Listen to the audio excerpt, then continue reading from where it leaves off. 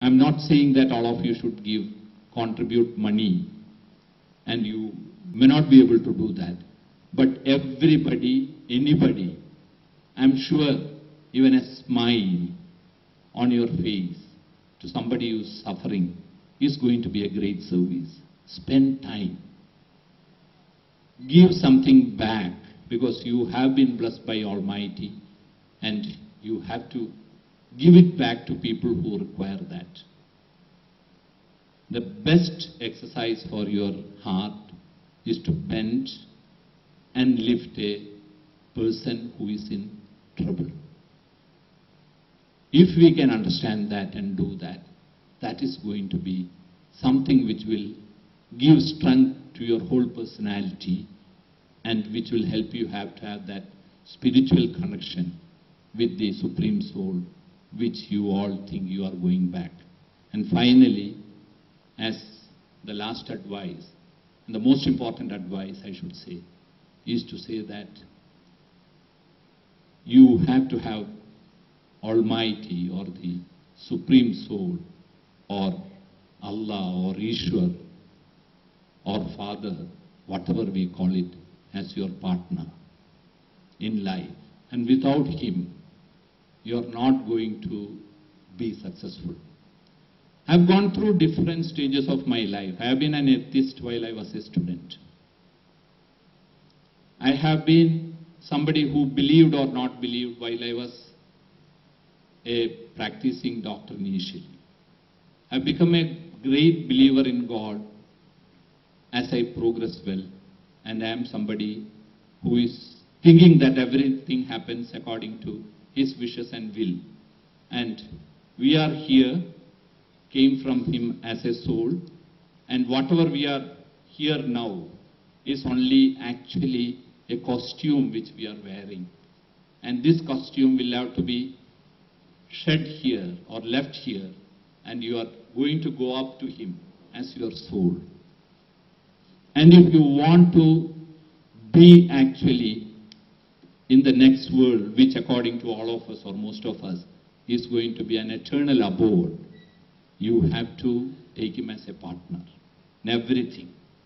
You have to be a being which is pure, because originally your soul was pure,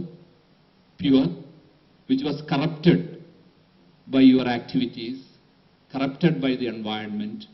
You have to make it pure by your thoughts, by connecting with Himself. It's very, very important. You are a very powerful being. If you want to do things, He will give you the power, and you are going to achieve whatever you want in life. Without Him, as I told you earlier, the way in which He guided me, or whatever I could achieve, I feel very accomplished. I am a very accomplished person. I feel that I have got everything what I want. Why that happened? And even that feeling that I am content. I could think that I could be much more. Why not? I could become much more. But the content feeling which He gave me is the greatest thing which He has done for me. So, if you want to that power come down and tell you and make you content, you should have that connection. And you are a peaceful being. You are always calm irrespective of whatever happens around you, which is going to happen in future also. You are peaceful because you are connected with Him. So my ultimate advice to you, apart from or more important than whatever I have told you, is to establish that connection with the Supreme Soul, where you are going to get peace of mind, where you are going to become pure, and where you are going to be powerful, so that your life can go in a path which is a journey where you can enjoy and go up to Him for ultimate happiness. Thank you very much.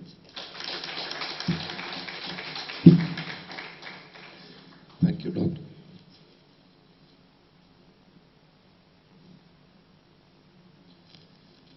If you have any questions, you can ask.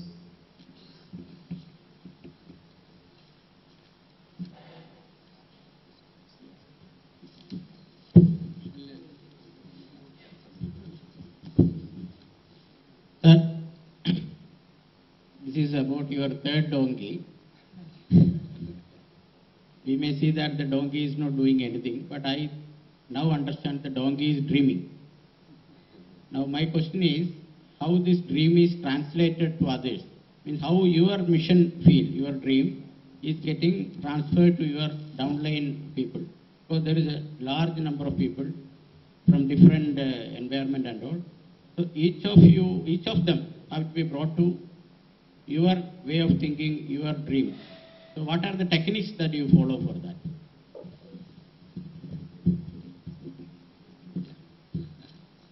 Thank you very much. That's a very important question.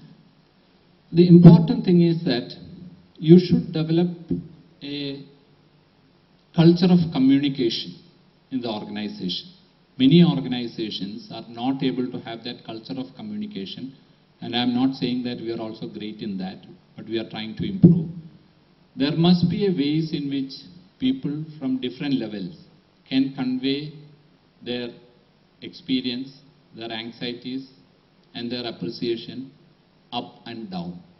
So opening up the lines of communication, especially in this digital age, becomes very easy, where there could be digital boards where people can put their opinion, which we can directly access.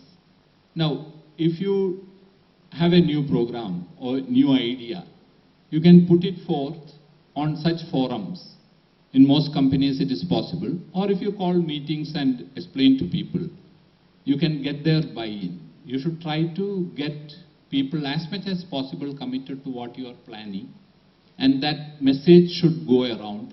And only if there is involvement, there will be commitment. If there is no involvement, there is no commitment. If you just order around people, they are not going to do it. And they may do it, but they don't do it from inside. So most important thing is communication, and the acceptance or realization by the employees that what you are doing is for their benefit as well as for the benefit of the organization and benefit of our customers. See, recently there has been a beautiful book by Vineet Nayar called Employees First, Customers Next, in which customers second. I suggest all of you to read that. It's a book where he says that the most important thing is to make your employees as your first priority and not your customers. If you make your employees your first priority, then your customers will be taken care by them.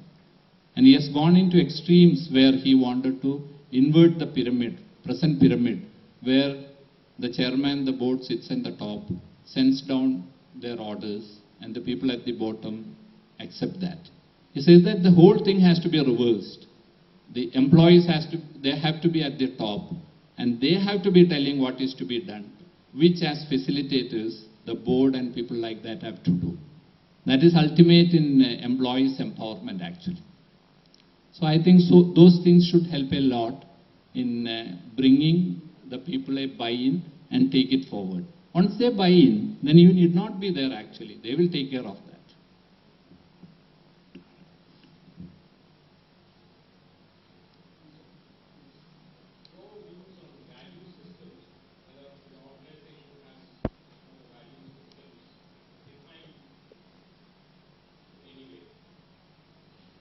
Yeah.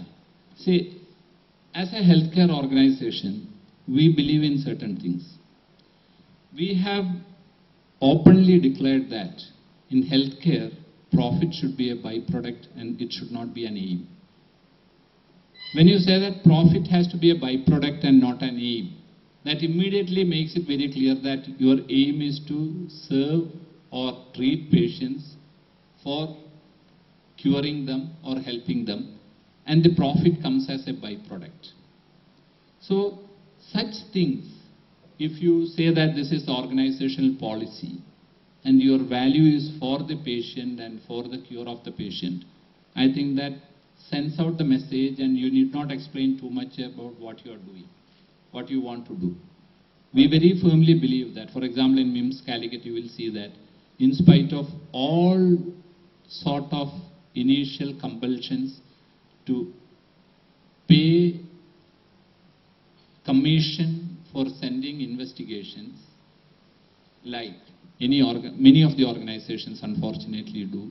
We resisted that and we said that we won't pay any commission to anybody for sending any investigations like CT scan or MRI or things like that. This was a value which we thought that even though it is not prevalent, we should try to inculcate. But we really became successful in that. We had initial issues. People started realizing that this is an organization which provides quality service.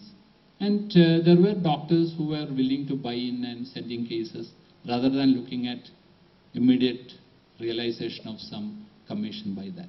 So you could change by having proper value systems actually.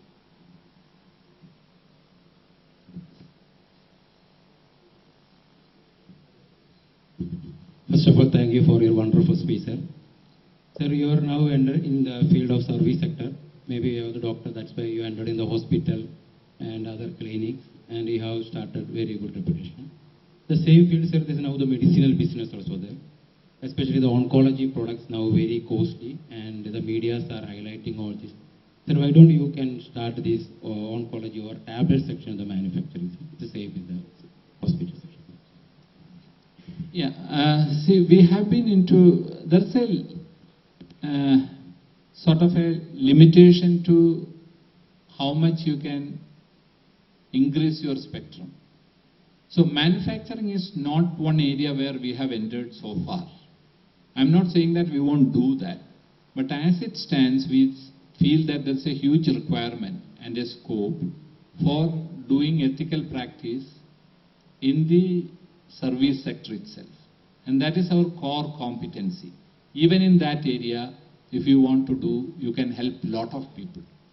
So this is one area where there may be some malpractices, and there can be people who are already involved in pharmaceutical manufacturing who can address that.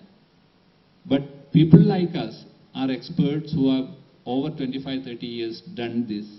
And I think that the core competency being in service, we will be better doing that. As has been mentioned here, we try to do as much as possible by way of contributing our personal as well as organizational resources for such people who want this care. My most private grief, or something which always hurt me, is the fact that people come in front of MIMS and are not able to get the treatment available there because they can't afford. And as a corporate organization, we have limitations how much we can give. But still, I feel that pinch always when somebody who comes there may even die because we have something sitting inside which we can provide. But there are certain realities like what I told you, paying the bank loan or paying to our shareholders for a corporate organization. But we even try to do. 5% of MIMS profit is by default marked for, to the trust. And apart from that, many of us give as much as possible as contribution to our trust, and we try to help people whenever they require such help. So it is the duty of the government to come up with certain schemes where this is being addressed, which I think the present government is looking at. The major illnesses they are trying to cover through certain insurance schemes, which will take care of major illnesses like heart attack, cancer, renal problems, such things. I hope that in the near future we will have insurance coverage for BPL population instituted by the government, which will take care of many of these areas.